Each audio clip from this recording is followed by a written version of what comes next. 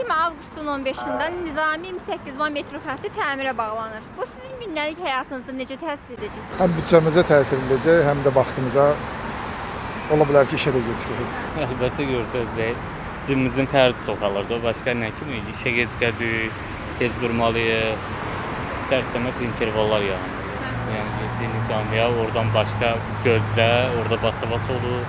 Çox pis. Yəni hal-hazırda metronun bağlanması demək olar ki, yəni gediş-gəliş ancaq Gənclik, 28 və Nizami metro stansiyalarına olacaq da, yəni avtobuslarda.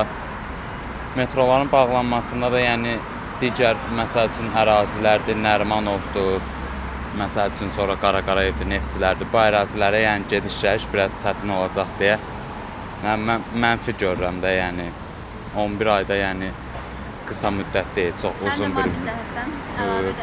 Bəli. Yəni həm maddi cəhətdən yəni öz təsirini göstərir, belə deyə bilərəm mən.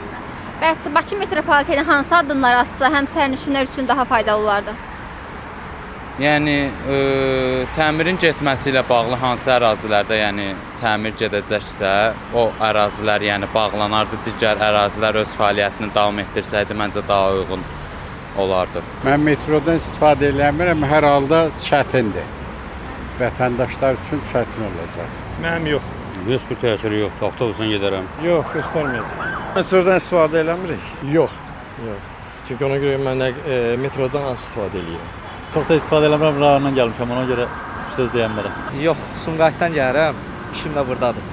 Yəni çox da fərq eləmir mənə. Valla sözünüzü biz Sumqayıtdan gəlirik, yəni biz buranı da çox tanımırıq. Amma şad olarıq ki, yaxşı olsun. Bizim sərnişinlər üçün, sakinlər üçün yəqin ki, yaxşı olur. Uğurlar. Yaxşı. Normal. Yox, istifadə eləmirik.